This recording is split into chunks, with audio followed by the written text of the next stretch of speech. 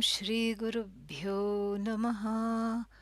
Harihi Om.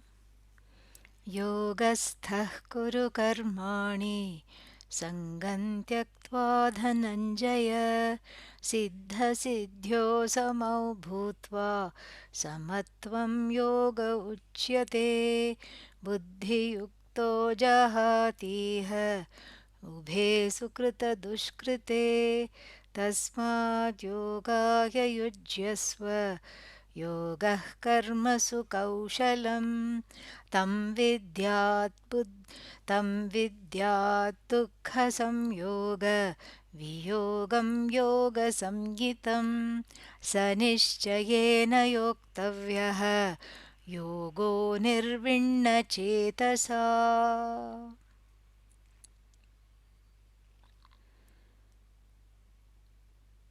Cultivating inner space is a very important yoga. Yoga here means a committed lifestyle. This is how the sense of the word is used. As we saw, yoga has many meanings, but here in this particular context of verse number 23 in the 6th chapter, it is more of a committed lifestyle in the that is conducive to gaining and assimilating this knowledge. We help ourselves for gaining antahkarana shuddhi, a mind that is pure. Pure of what? Purified from being under the sway of strong prejudices, preferences, and their broods. What are their broods? Their offspring. The offspring of raga and dvesha are very easy to see. The offspring of raga and dvesha are, jealousy, fear, sorrow, and all other similar things. They are the offsprings of unbridled, unmanaged, binding desires that exert pressure on the individual for their fulfillment. I have to have this right now. That is what we call strong prejudices and preferences. Strong preference, I have to have this yesterday. And strong prejudice, get me out of here right now. This is what the whole thing is. And so the offspring of raga and dvesha are a recipe, ready-made recipe for samsara. And even though raga and dvesha nurture all these difficult emotions and keep them going, the raga and dvesha are themselves the offspring of atma ajnanam. We have seen that as well. Atma ajnanam means self-ignorance. And self-ignorance, we also saw, that is not a problem by itself. It is because the self is ignorant, and because one is ignorant of the self, and because one is unable to, one is self-evident. One knows oneself just a little bit. One knows that one exists, but the truth of this existence, as without a second, as Satchidanandam Brahma, as Ananda, as free of all the things that I think affect me, are all not understood. A partially understood entity, such as the self, is ripe for mistakes. Like our famous Vedanta example, rope snake, etc. So the rope snake is a negative projection, because that rope is not understood, and the snake is in the head in the form of a dvesha, in the form of a fear-based negative desire, prejudice. And that prejudice is powerfully projected onto a benign rope. Similarly, onto the benign Jagat, The universe is projected all kinds of mistaken ideas. Our own fears, one's own fears, are projected onto the world. One's own dejections, disappointments are projected onto the world. And one's own sorrow is projected onto the world. And similarly, just like the world becomes an unknown world, a partially known world. I see the Nama Rupa, I see the name and form of everything, but I do not know the truth of the name and form as Bhagavan.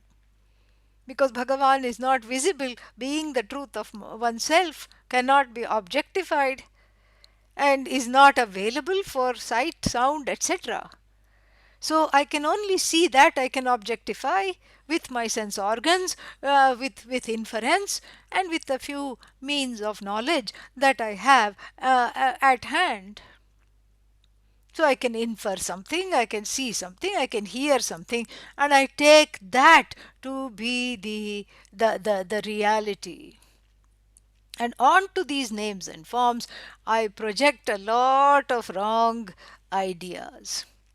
The longing, I project the longing for being, I project the longing forever. The longing to be forever, and that longing for ananta. That longing for infinitude is projected thereby onto finite objects and finite situations.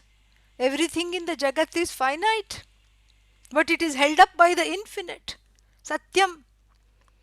And so the Jagat becomes not non existent, as some people mistakenly think that Vedanta deals with the Jagat as non existent. No, it does not. Vedanta doesn't dismiss the Jagat as non existent, but at the same time, the Jagat cannot be affirmed as self existent because it needs the self existent I to cognize the Jagat.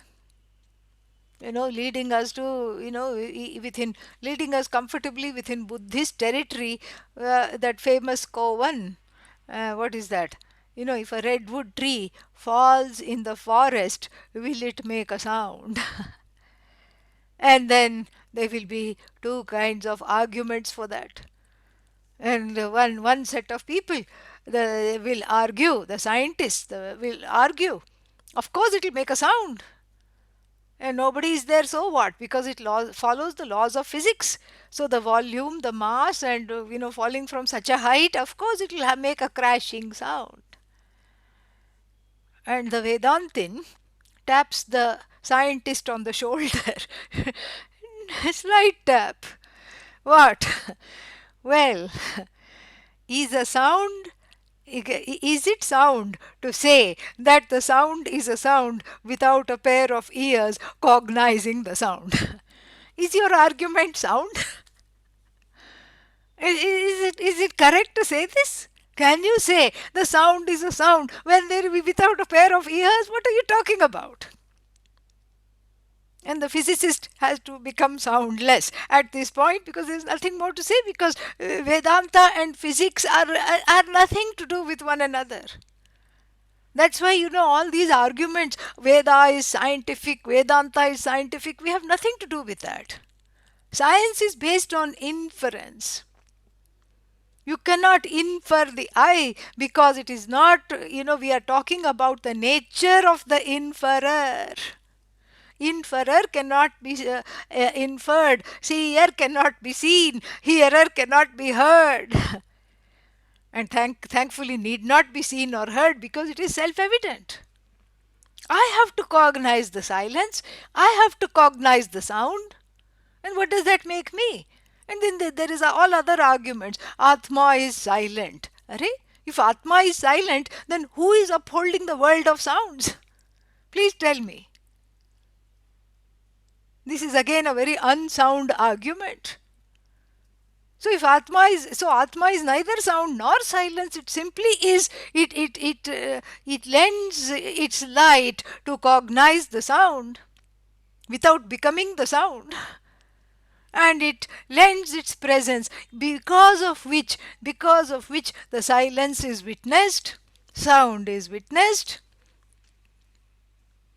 And for those of you who can come along with me a little further, I will have to say this, just a small thing, that Atma is not even the witness. We just say witness so that we can catch hold of something, and somewhere we can, get to see this. Ultimately, the witness means there should be something that is witnessed. Again, there is duality. That which is witnessed is not away from the eye. The witness is also the eye. And so the witnessed Jagat resolves into the witness. And all that is there is the self shining eye that is equated in the Upanishad to the whole, to the source of the universe, the source of everything, which is Ishvara. That is where we need to go, ultimately. And these yogas, these definitions of yogas, are so many rungs on the ladder for self preparation. So the Jagat here, as a separate entity, is out to get oneself. The Jagat is targeting me. This is a bluff. This is a total bluff. So the Jagat again is something which one takes for granted as something separate. One's own body is part of the Jagat, one's own mind is part of the Jagat, because again it follows universal laws. All minds function in similar ways. They are subject to similar laws. They have all come from the five elements. And so this Jagat, and things in the Jagat, this is something where this causes a lot of rub. Why? Because because of that Atma Ajnanam, self ignorance, one takes the Jagat to be separate from oneself, just on the basis of names and forms. Each thing is separate from me, and separation causes anxiety. That's why it is called separation anxiety. It begins at 18 months. The child looking, where is the mother, where is the father, I'm alone. And it begins at 2, and then if one doesn't study Vedanta, it continues up to 92. Yeah. All 9 decades of one's life. One is keeping on looking. Where is mummy? Where is where is somebody to take care of me? I'm alone. I'm targeted. And in Sanskrit also, I think the whole idea of separation anxiety has come from this alone. This Upanishadic sentence, Dvaitadhi bhayam bhavati. Duality is the cause of fear. Duality is the cause of sorrow. Bhaya means fear. And so these yogas that we are studying, these upayas, these different ways of training the mind, having a say over the sways of the mind, are so many rungs on the ladder of self preparation, which followed properly and sincerely, qualifies one to be in the enviable position of being able to internalize this knowledge.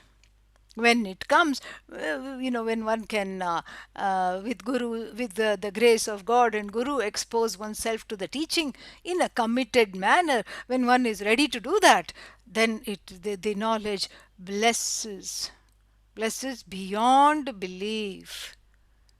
And that is what is the whole thing.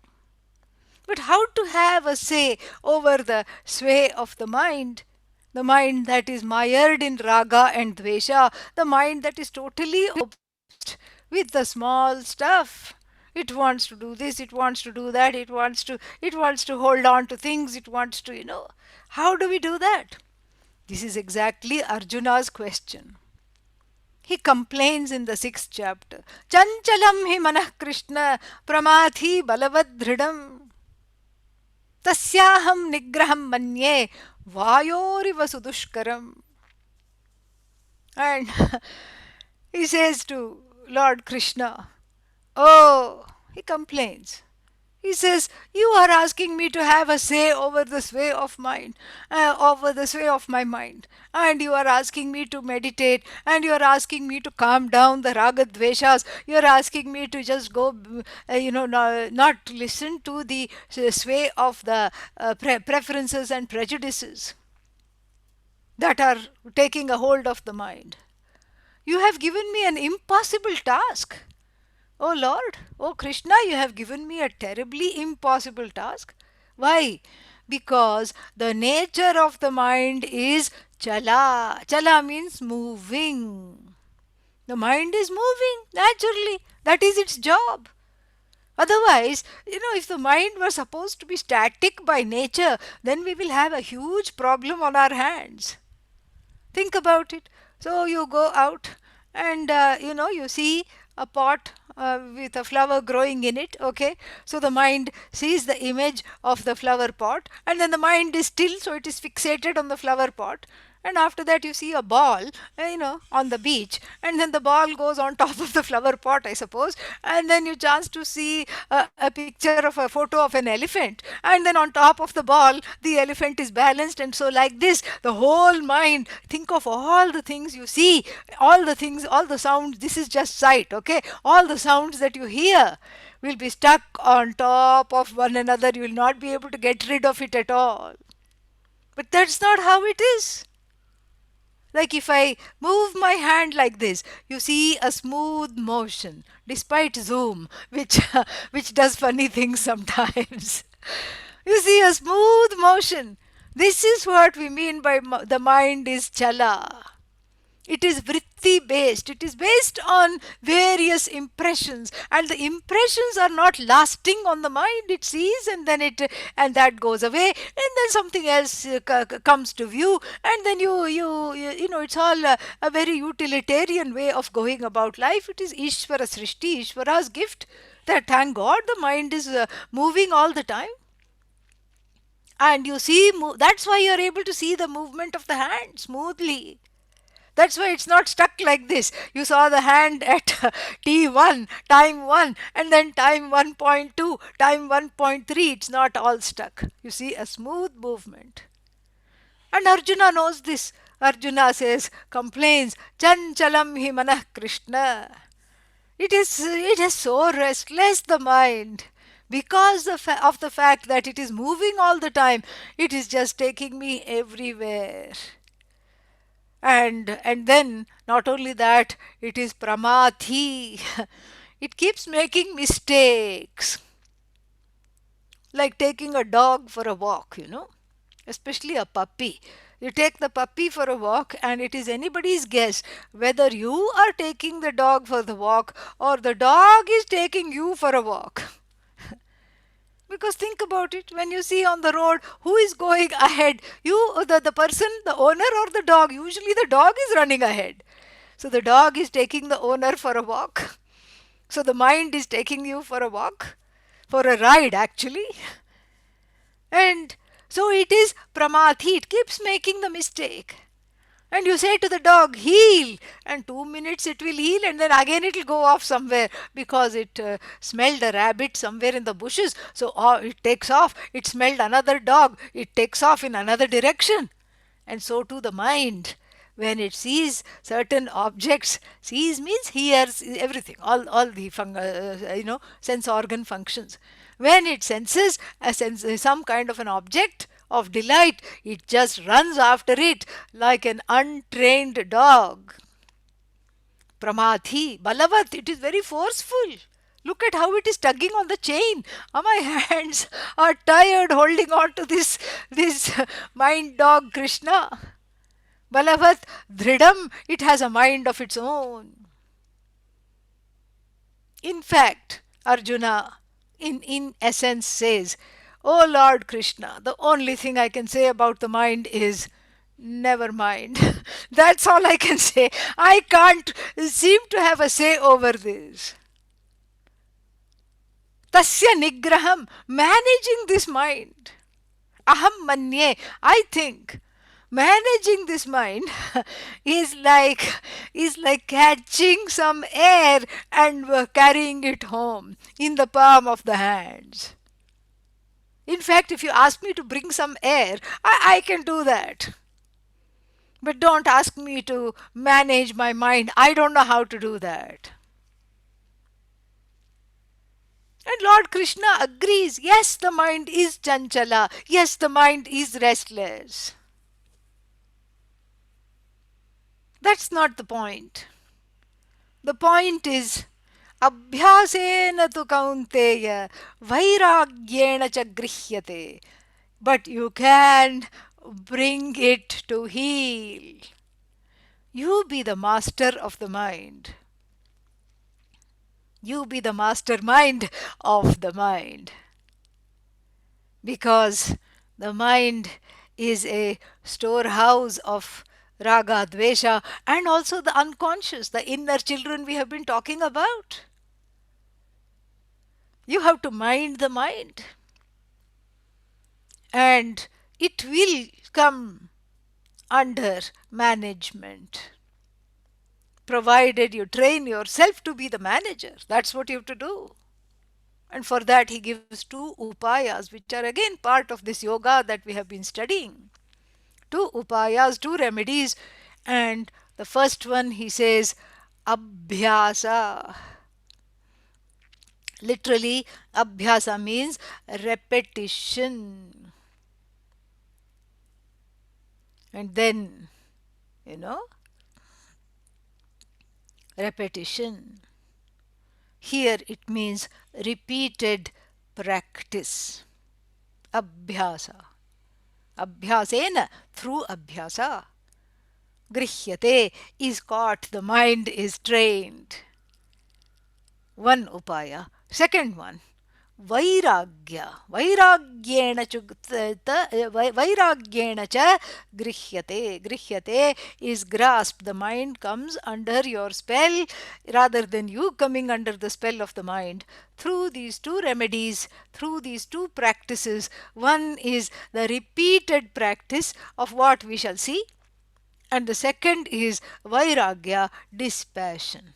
Vairagya here doesn't mean running away from home and all these things and going to the Himalayas with a water pot in one hand. You can run off to the Himalayas, but wherever you go, there you are. Even in the Himalayas, you can get disturbed. And there is a beautiful story, that my guru used to tell, Swami Dayananda ji. And, one time a Swami came to him, a sadhu came to him in Rishikesh and said, Swamiji, please send me somewhere else. Please make arrangements for me to go somewhere else. And this was an elder Swami. And he said, because this Rishikesh is becoming too touristified and too many people, I can't do dhyana, I can't meditate. And Swamiji said, all right. You can go to the Kailas ashram in Uttarakashi, which is again further up in the Himalayas. And then, I'll arrange for you. So because he was elderly, you stay in the ashram, you can have, food will be provided, and that's all you need. I mean, what else are your needs? You can go and meditate there. You can do your sadhana. 3 months later, the Swami was back and said, no, no, no, the ashram is full of visitors. So many people coming all the time. And they all love me and they all want me to talk to them. I don't want to talk to anybody. I just want to meditate. Send me somewhere else. And Swami Dayananda ji said, "Are you sure? Because you're elderly, and I just want to make sure we can withstand the cold, and food should be there, and all these things." So then finally, Swamiji made arrangements for this elderly Swami to be in somewhere in the remote recesses of the Himalayas. There was one small ashram, and then he talked to them. He appeared to know them, so he arranged for the Swami to stay there. 3 months later, the Swami is back. I am disturbed. Swamiji said, "Okay, now I really need to know what can possibly disturb you. Not even a single person comes there." "No, Swamiji, you don't know, too many birds chirping. They are disturbing my meditation." "So, what do you want to do?" "I think I'll come back to Rishikesh." "Okay." This is this is exactly what the problem is. Wherever you go, there you are. So the training of the so here vairagya doesn't mean giving up your possessions. You can give up your possessions, but how are you giving up the mind? The possessions have nothing to do with the articles that are in front of you. You can own many things, but the possessing has to do with the mind, because of which there is a relationship. This is mine. You can give away the objects, but then this is mine, mine, mine. That my, I continues. Like the story in the Shastra, an ancient story, where the newly minted Swami, who just was given sannyasa, went and bragged to the ashramites. "I gave up my house. I gave up I gave up my money. I gave up my wife. I gave up my job. I gave up my children." And then one person asked this newly minted Swami, "That's all fine, dear sir. When are you going to give up the giver upper?" When are you going to give up the giver upper? And to put it in Sanskrit, "Yena tyajasi tat tyaja." By which all this you have given up. Give up that ahankara here, give up that holding on to even the notion that you are a giver upper. So this is an internal vairagya. Very interesting. We are not talking of giving up possessions. I mean, that is some kind of what is that? Taking the Shastra very superficially. Taking the teachings extremely superficially. You want to give up this, you want to give up that, and all these things. So you give up here. So what is vairagya here? Vairagya means dispassion, objectivity. And here it culminates in nothing short of giving up that ahankara because of which everything is given up. And so here, these are the two upayas. The Bhagavad Gita very helpfully says, in order to follow this, the third definition of yoga that we have been discussing, cultivating a dissociation from association with sorrow. This is what the whole thing is. And so we'll take some time to delineate each one of them. Some of it we have already seen, but this is just will serve as both a revision and a few other things that need to be understood and assimilated. So one is the abhyasa, repeated practice of what? Of karma yoga in the first instance, which we have seen, samatvam, kaushalam, both of that we have seen. Practicing equanimity with regard to receiving the fruits of action, results of action, and practicing the expertise, cultivating expertise with regard to interpreting dharma in a dynamic way, practicing swadharma, and understanding what is there for one to do, when should one be doing it, etc. We have talked also about this at length. So all this is the practice, and in addition, practicing the what we saw yesterday, separating the inner child from the adult.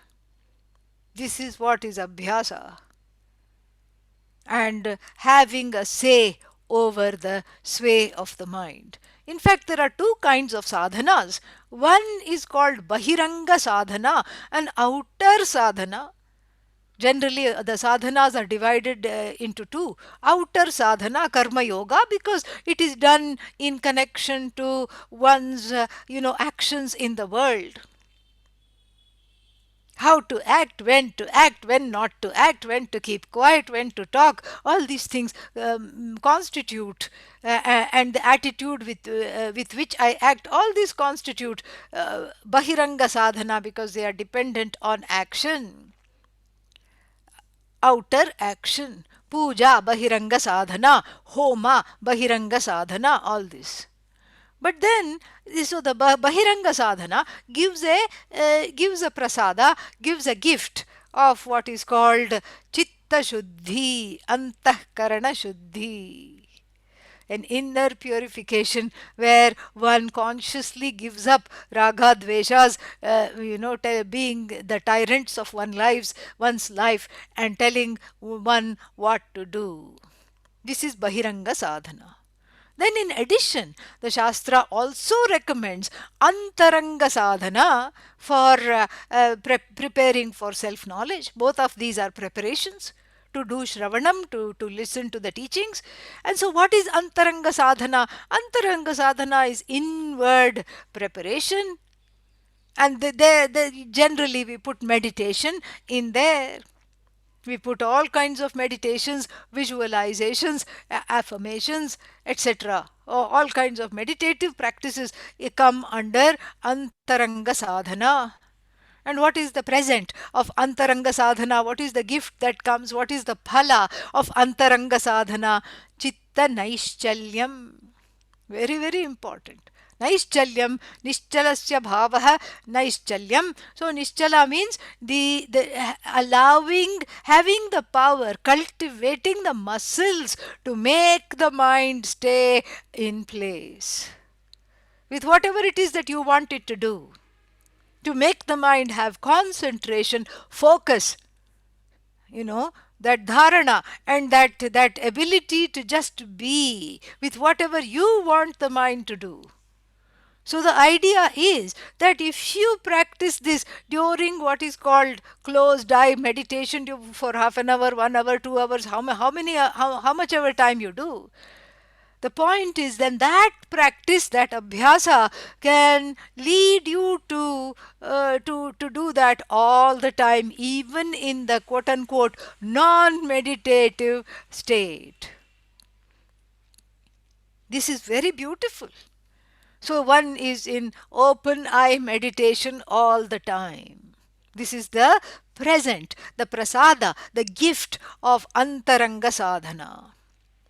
Where the mind is able to just be with, you are the master of the mind is able to be with the particular thoughts, particular ways of thinking, etc. And you tell the mind which desires to pursue, when to withdraw, when to go away.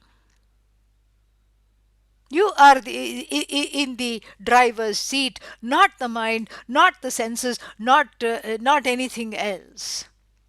This is what is called, chitta naishchalyam. So chitta shuddhi, bahiranga sadhana's prasada, and chitta naishchalyam, antaranga sadhana prasada. So both of these are very, very important.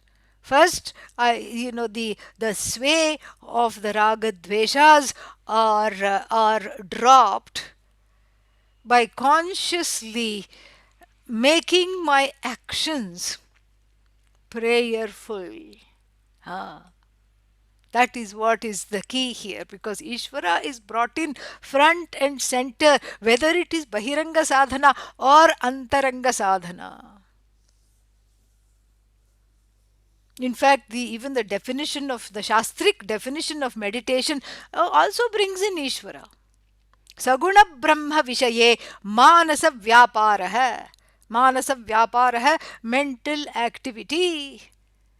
Whose Vishaya, whose topic is what? Ishvara, Sagunam Brahma.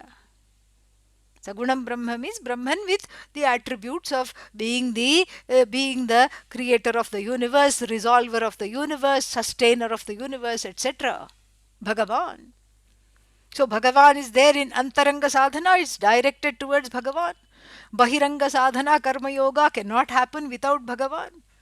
Even though, this pocketbook karma yoga, sometimes, people are fed up with the notion of God because it's not understood properly, and they are not pleased with the kind of God that was pushed down their throats as children with the help of a stick, and so they don't want to have anything to do with Bhagavan. And so they say, I want to just lead an ethical life. I want to do the right things. I'm a karma yogi. Not according to the Bhagavad Gita. Maybe they are karma yogis wannabe, and maybe they are baby karma yogis in utero, not yet completely born as a karma yogi. But a yoga here, any of these definitions of yoga where has to have Ishvara front and center.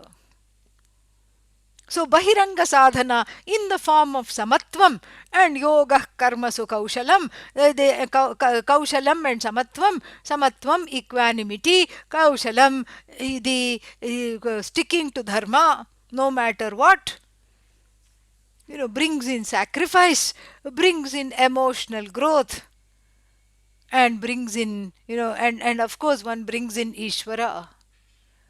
So the Bahiranga sadhana, what does it do? It makes one prayerful.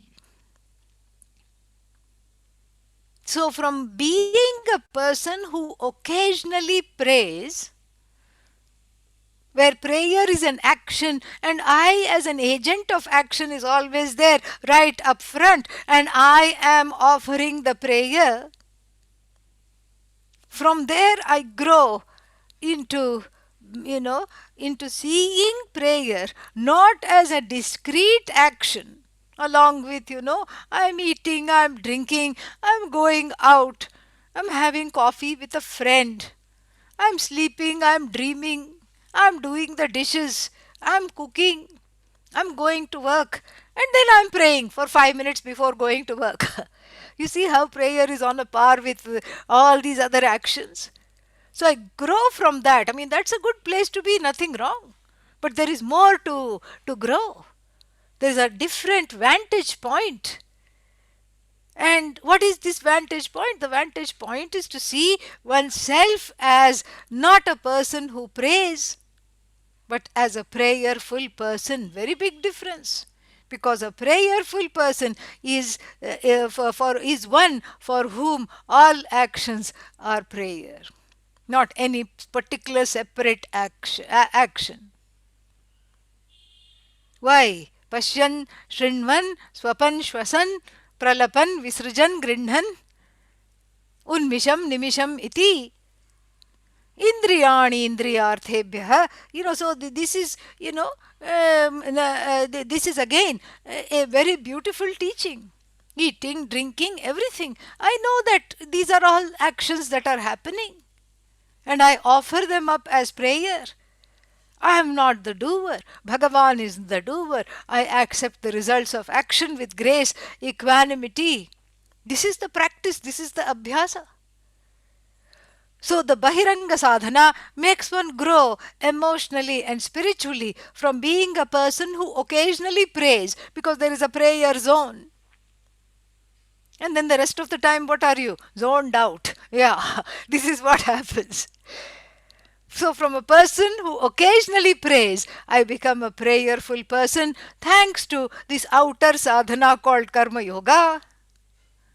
And then the inner sadhana that we have been seeing in the 6th chapter that we have been discussing. Conscious dissociation from association with sorrow. brings in its own prasada. So, if the Bahiranga sadhana is making one into, is converting one from a person who prays to a prayerful person, the Antaranga sadhana converts one who occasionally meditates to being a meditative being, for whom everything is meditation. Yatra yatra mano yati, tatra tatra samadhayah, another Shastric expression. Wherever the mind goes, right there is absorption samadhi. The seer seen differences resolve, and all that is there is one whole, which is you, which is non separate from you. So, this expression has gained a lot of traction because this is the truth. The truth is that what you see is not separate from you. And this is where the abhyasa, the repeated practice of meditation, and vairagya. Vairagya means the ability to drop the thoughts, the ability to drop the desires even as they arise in the mind. That is the abhyasa, that is the vairagya. In fact, when we talk about antaranga sadhana, the abhyasa and the vairagya have they coalesce together. It's hard to tell the difference. They come together. Very, very beautiful. So even in this expression, yatra yatra mano yati, it is rendered in two ways. Listen now, the first one, yatra yatra mano yati, tatra tatra tava pada pankajam, first step. Wherever the mind goes, yatra yatra mano yati, there, there I find your lotus feet. O Bhagavan, O Bhagavati. Wherever the mind wanders, that's where I see you, O Ishvara. Tava pada pankajam, your lotus feet, or wherever the mind wanders. So this is the first step. To Ishvarize the whole universe, we have talked about this at length. This is just a summation, a synopsis of everything that we have done. And what we are doing is, we are gift wrapping it, and you are putting the finger on the bow, and I am just tying the things together, that's all. So, this is what it is. Wherever the mind goes, I see you, O Lord. You are the tree, you are the tree. You are the birds, you are the garden, you are the flowers. You are the ocean, you are the sun, you are the air I breathe. And you are all the things that I don't even like in particular. You are the in-law, you are the outlaw. you, you are everything. Whatever I see, wherever the eyes fall, whatever the ears pick up is nothing but you. This is the first step. After that, that slight difference between the devotee and the object of devotion becomes what? Nirguna, free of attributes, which means it is you. That which is free of attributes cannot be separate from you. In fact, Ishvara is not also separate from you, only from the standpoint of the devotee. It's an important step that cannot be, glossed over. From the standpoint of the devotee invokes the object of devotion as a practice. This is sadhana. So the first step, yatra yatra mano yati, tatra tatra tava pada pankajam. Second step, yatra yatra mano yati, wherever the mind goes, with additional preparation and the assimilation of Vedanta. Tatra tatra samadhayah. I look at the tree and I am in a trance. I am just one with the tree. I become the tree. I know that I am non-separate from the tree, from the sun, from everything. Everything is Bhagavan, and I am non-separate from that Bhagavan. So the Antaranga sadhana has to do with the Vairagya, Abhyasa both coming together. Even in the Bahiranga sadhana, the Abhyasa, the repeated practice. That is why somebody said practice makes perfect. And it is very difficult to do this alone. That is why satsang, that is why ashram living. Because you see other karma yogis, and then you naturally are inspired by them. and you and then you don't feel out on a limb that you are some some crazy person doing this on your own somewhere in the whole world. And then, that's why even the Zoom classes work, I suppose. You see other small little postage stamp size of smiling people, and then you say, oh, okay, they are also smiling. Okay, I'm not that bad.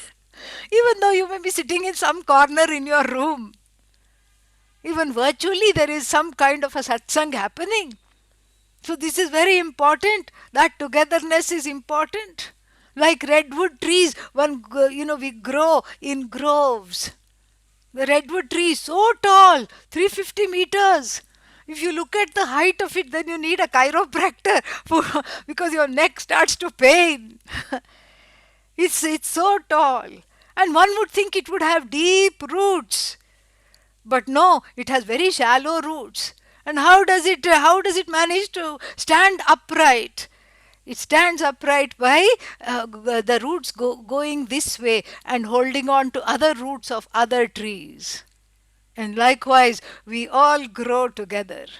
We grow tall, we stand tall in the service of Satyam, in the service of discovering oneself as Satchidananda, in the service of yoga, in the service of being able to be one with Bhagavan, in the service of knowing the truth, in the service of Vedanta, the ultimate truth that one is already whatever one wants to be. The seeker is the sought.